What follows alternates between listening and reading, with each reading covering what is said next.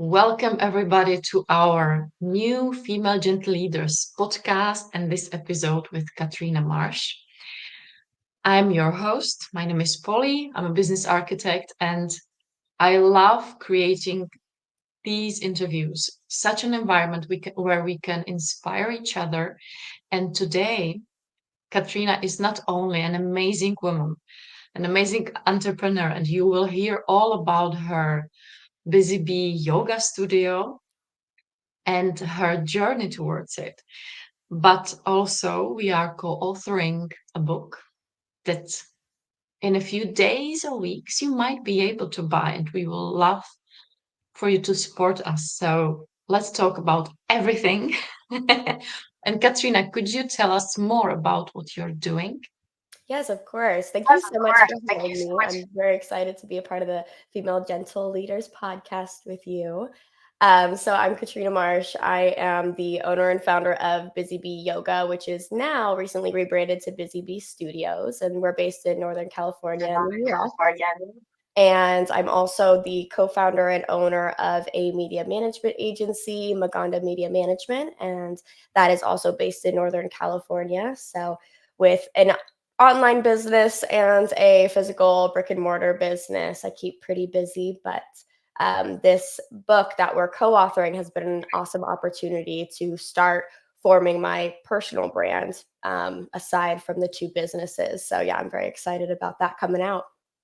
It sounds amazing. And yes, when do you ever sleep? I would ask.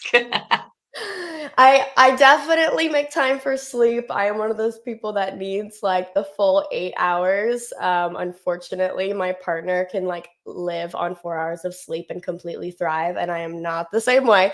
So sleeping is important. But yeah, I teach a good amount of the yoga classes. But luckily with the team that we have at the studio and the my business partner and the team that we have with the media management agency, we See, get to work with a I lot of get great to work with people and kind of tackle the to-do list together.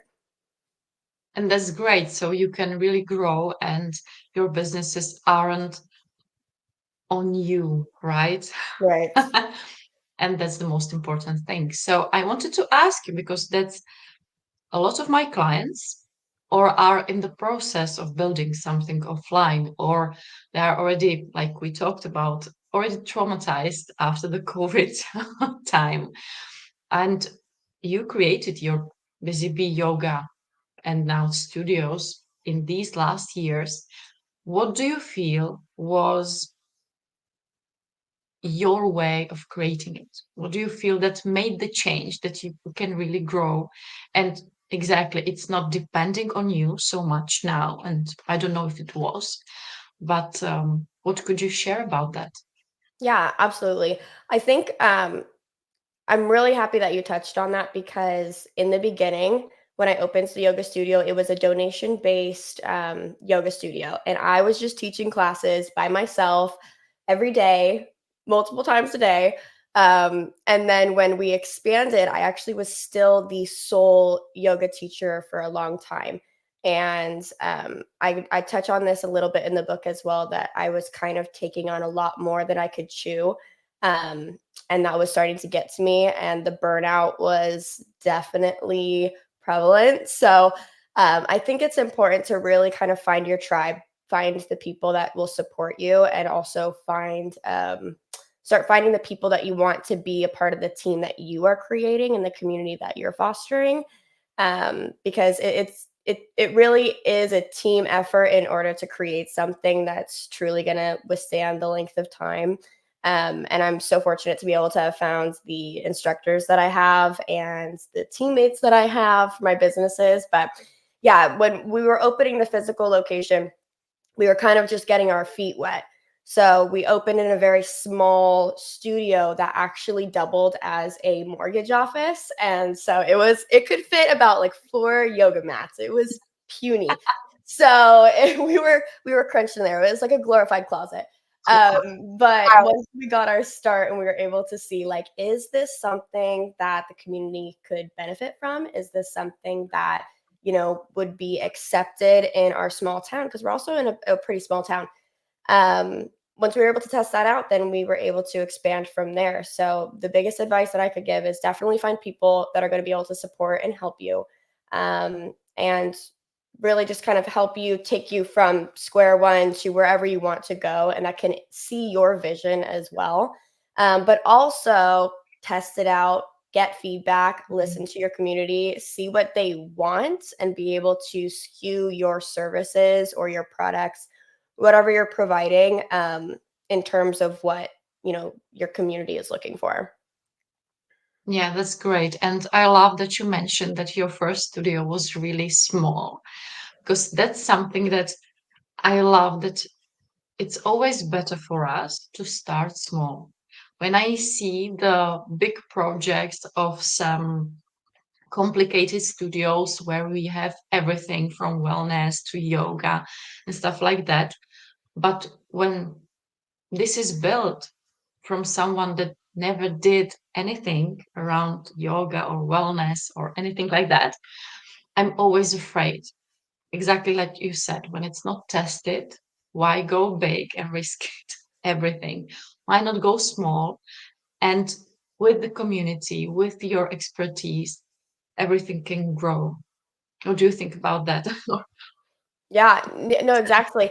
And being able to test it out first was really what was able to make this be a successful journey. Um, because if we weren't able to see what people were looking for, I probably would have been providing something that a lot of people weren't looking for, and it may have not worked out. So I actually kind of come at some of these situations in my businesses with this. I don't even know if this is something that people can really duplicate, but I think it's a Okay, pretty but I good think thing it's to a keep in pretty mind. good. Call it CPR. So it's connect, process, and revise. So really trying to connect with the people that you're looking to serve, see, who they are, what their lifestyle is like, process that in terms of what you're looking to For what provide, you're looking and then revise your for. Yeah. services and products depending on what they're looking for. Because obviously you need to keep your passion in mind of what you want to be able to provide. But if it's not something that people are looking for, then it's probably not going to work out. So the biggest example I can give of this is I was at the when we first started, the majority of our clientele was moms and mothers, and whether it was stay-at-home moms or working moms. Our school drop-off time for elementary, high school, middle school was around 8:30 a.m. So that's when kids need to get dropped off at school. And I started giving a class that was at 8 a.m. And I was like, why is nobody coming to this class? Why is this class so empty all the time? So that's where kind of like that CPR came in, connected with the people who's coming to my classes. What is this niche community that I'm already serving, and how can I better serve them? Oh, well, it's impossible for them to get to this 8:30 or 8 a.m. class if they have to drop their kids off at 8:30. So processing that information and then revising it in order to better serve the people that are already coming and supporting me. So, yeah. Yeah, that's a great example, right? So then I would imagine you asking all the moms, why aren't you here at Yeah. 8 I was like, a.m., "Do you right? not like this class? Is it the style? Like, like, why does everybody hate me?" And they're like, "No, I just, I can't get that time." So now we actually have the 8:30, we moved it to 8:30. So we changed that class to be an 8:30 class, and it was still kind of hit or miss. We had a better turnout.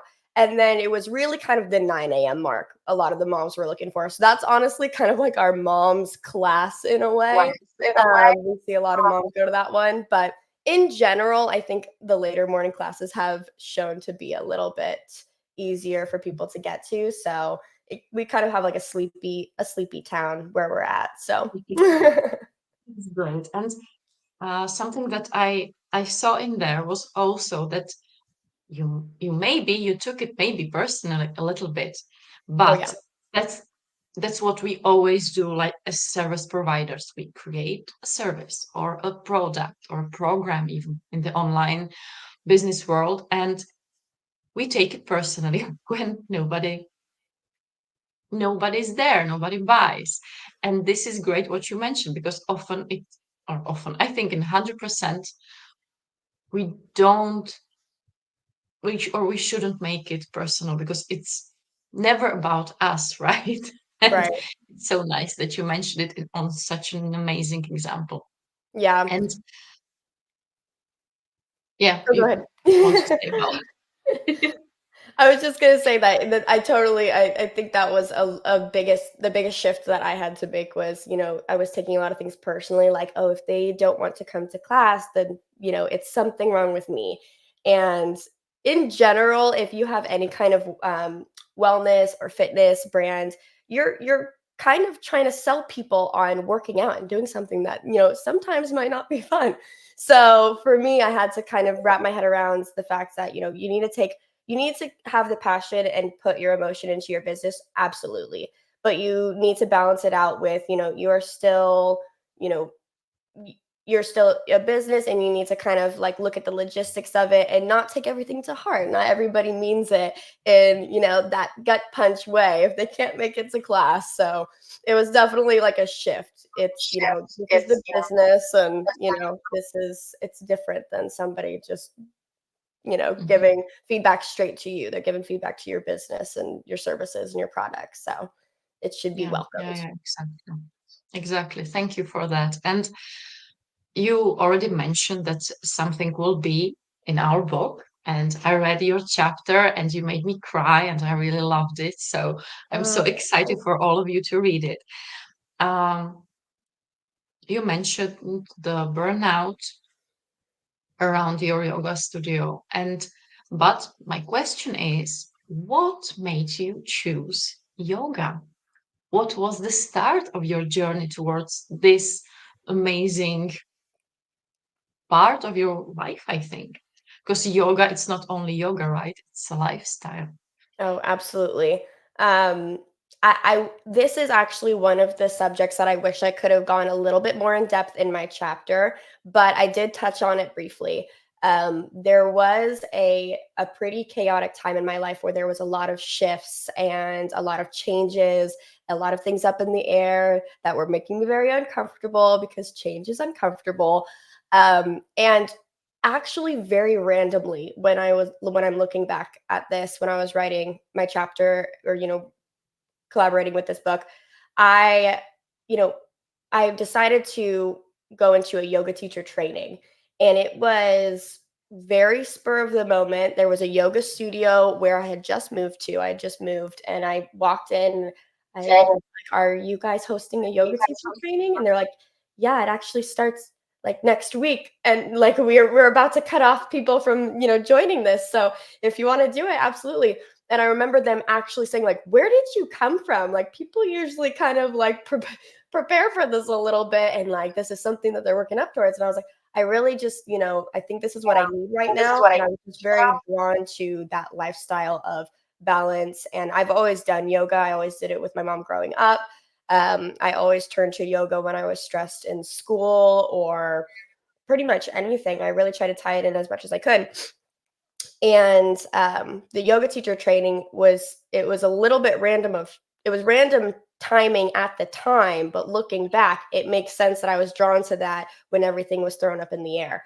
So when I went into this teacher training, I was just surrounded by all of these like-minded individuals that were curious, that wanted to learn, that wanted to become better connected with themselves and with other people. And that was something I really resonated with. My teachers were also phenomenal that were hosting the teacher training. And I just remember we met 3 times a week, and I just would look forward to those 3 times a week so very much. I That was when I was able to turn off everything else and get my notebook out. We'd go through a practice together, we'd go through sequences together, we'd learn about breath work, the history of yoga, anatomy, and it was just a great time. So the teacher training, um, that's when I kind of felt most grounded in my life, I think, and that's when I started to break some of these barriers of vulnerability. I was allowing myself to be a little bit more vulnerable, where in the past I did not really. So the teacher training was a very transformational time, absolutely. And then when I got the opportunity to teach, I was very hesitant at first because when I went into the teacher training, I never planned to teach. I was like, well, that was a great experience. I will never teach, but I wanted to deepen my practice. So I was like, that's okay.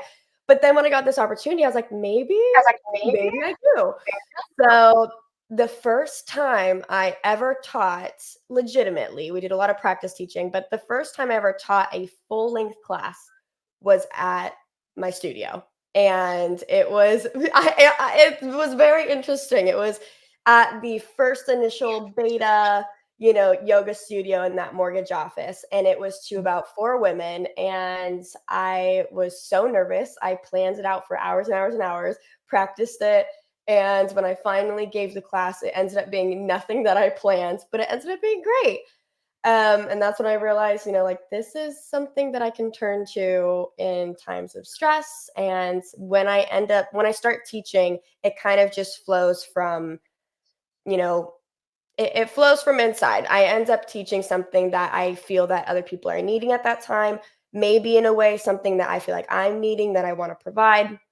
So the yoga teacher training was very transformational, and I think that was a big push into the direction of the studio being created and really just getting kind of yoga more in my life. That definitely integrated it very deeply. So, yeah.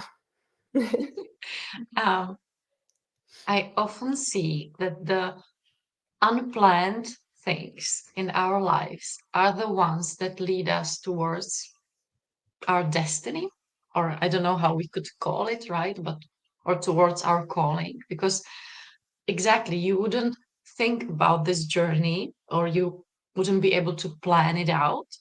It just came into existence and you just said, okay, let's try. Exactly. Absolutely. And that's just amazing. And I, on this topic of magic and destiny, I would love to ask, how did you came across of being an author? Was it similar when you watch back and at our few months together? Yes. No, this is you have the best questions, I have to say, because this is that it was very similar when I went through teacher training and I was like, I'm around all these people that I feel like I can be vulnerable with. When we went into this project of creating this book, this amazing book, we meet every Fridays. We talk in between the Friday meetings. We're reading each other's chapters and giving feedback, and we're telling each other, maybe we can go a little deeper here, maybe we can explain a little here. It reminded me so deeply of my yoga teacher training. I was kind of blown away, and I was like, this is kind of feeds back into the idea of why it's so important to find your community and find your tribe, finds the people that you want to surround yourself with, because you really are able to excel if you're around people that are going to support you and also can see your vision and have, a like-minded vision. So I think that I'm very happy that you mentioned that, because I felt very similar vibes that, this group of women that we've been able to collaborate and create this project with has been amazing. And I'm so excited to get together and have this book launch in Spain. I don't know when this episode is coming out, but I'm very excited for, having this Yeah, I being think, launched. And yeah. yeah, I believe that this will already come up before Valencia. So I think you will be able to enjoy us when we will be there if you will follow Katrina or you are following me. And we will share a lot from Valencia, from our launch. And yes, I feel the same as you. I'm always looking forward to our Fridays, and I'm always stressed out that I can't join you because I feel that I will be missing out of some amazing talks and topics. And even if I'm stressed out about the launch and Valencia as well, right? The offline launch, big thing for all of us. I'm looking forward to just hug you all because we created a little family, I feel. Oh, Because, absolutely. right, we went so deep in our stories, and that's what I loved about all of us. And I think what will give our book a really deep meaning. for all the readers, that we never hold it back. None of us. We really went really deep, cried a lot, laughed a lot. And yeah, we didn't stop. What do you think was your hardest part in the writing? The writing. The entire I I wanted to, be like, "Oh, no, it flowed out, pen to paper, it all just," no. I had to kind of fight myself sometimes to really sit down and write, and what I found myself doing was I would start writing, and then I would create little asterisks of, "I'll come back to this and write that part later." And then I found that I had pages of asterisks, so I was like, "Maybe I'm gonna have to start writing somewhere." So it was kind of I had to kind of kick myself in the butt a little bit. I had to push myself in order to create even just that first rough draft that I can even kind of give to you guys to be able to tell me like, nope, do it again, So I needed a lot of support from our group in order to be going deeper into the parts that needed to be deepened. And I needed to really push myself in order to get those words on paper in the way that I wanted them to be reflected. That was the hardest part, was in those deep moments that I was writing, I was getting frustrated. I was like, I don't think this is encapsulating exactly how I was feeling. I don't think this is really showing what I want it to. And that is why I started to tie in a lot of imagery of a joker, of a juggler. So my chapter, I probably should have said this, but my chapter is called The Joker's Juggle. And it's kind of hiding behind this mask and hiding vulnerability and kind of burying that.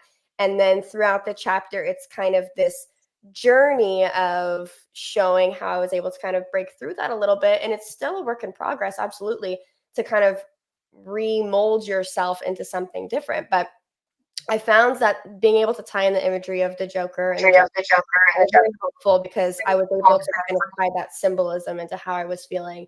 But that was definitely a hard process. What would you say the hardest process was for you writing yours? For me, to see how many comments Ray has on my chapter and then rewriting and redoing it and adding parts and again and again and again and Mhm, again. And I feel that our writing, our creating of the entire book, because now we are in the marketing part, we are really creating it all together. We never did it, so it's really new for us. It's it's an analogy to our businesses that when we want to grow, we all want to grow, right?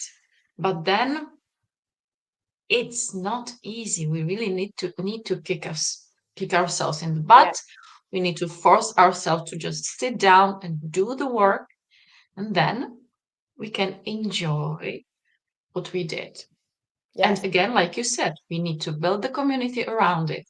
We need to ask the people, as we are doing here now, to support us, to join us when we will be launching the book. So just follow us. So because this is really an amazing analogy to our entire business. It's not easy, but we can, if we have the right people around us, we can really make amazing things and really grow in an amazing way. Like you said, right?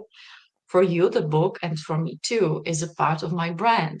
It will help us create a bigger effect for our clients or whatever for our businesses. Um, what would you like to say about that? What do you feel? Do you see that analogy too? yeah, no, absolutely.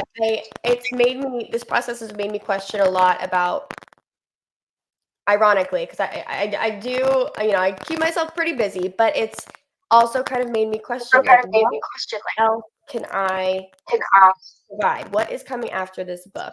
And I have a lot of exciting things that are kind of leading up after this book that I haven't announced yet, but this book has been kind of very pivotal in my personal brand, and more so than my brand, but just me as a person. Because I've always kind of hidden behind Busy Bee Studios and hidden behind Maganda Management. And so now having this book that's like the person behind the businesses, it's frightening. I had a friend of mine read it the other day, and she actually, very scary. I wouldn't recommend this. She read it in front of me, Mhm. and I was like, palms were sweating. I was like, oh my gosh.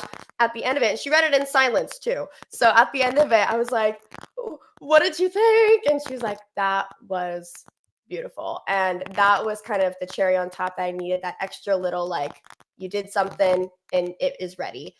Because now this book is, preparing and gearing up to come out November 2nd. And I couldn't be more thrilled with the products that we are about to be putting out there. And I am so excited for people to be able to read it and connect with it.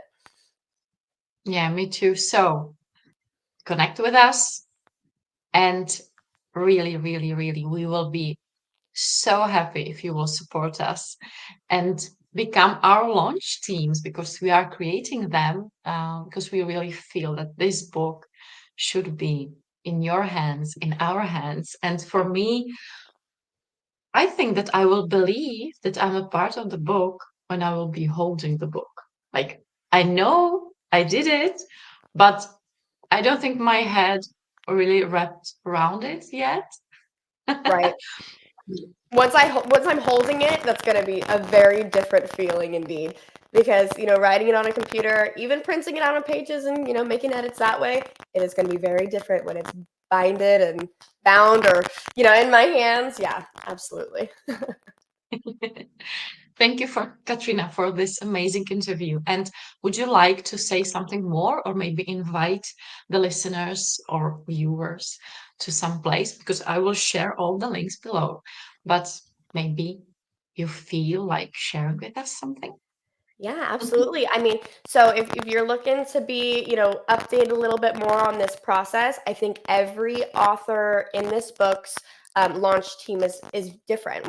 We're sending out different updates, behind the scenes, sneak peeks, promos. I know, one of our authors, Lauren, is kind of doing a little, I think she's doing, I might be butchering this, but she's doing like a little incentive kind of promotional deal. So she's doing some great marketing things. So if you're looking to join one or all of our launch teams, mine personally is going to be located at hellothereKatrina.com. So if you want to join my launch team, you can go there. And there's also links to Busy Bee Studios and to Maganda Media Management, if you're kind of looking for more information on those aspects as well. Great. And I love Katrina's Instagram. So, or the Busy Bee Instagram. I just love her because I see how you play with your Instagram, with your social media. And I think that's why you have your media agency. You got to So keep it it's fun. You really got to keep amazing. it fun and real. Yeah, yeah, exactly. So follow her there. I'm following her. I loved the new reel about with your dogs and Oh, yeah. the book. I know, my ginormous bruiser dogs. Yeah. So thank you for being here with me, and have an amazing day, you all. And thank you for listening. Thank you, Polly. Thank you for having me. I'm glad.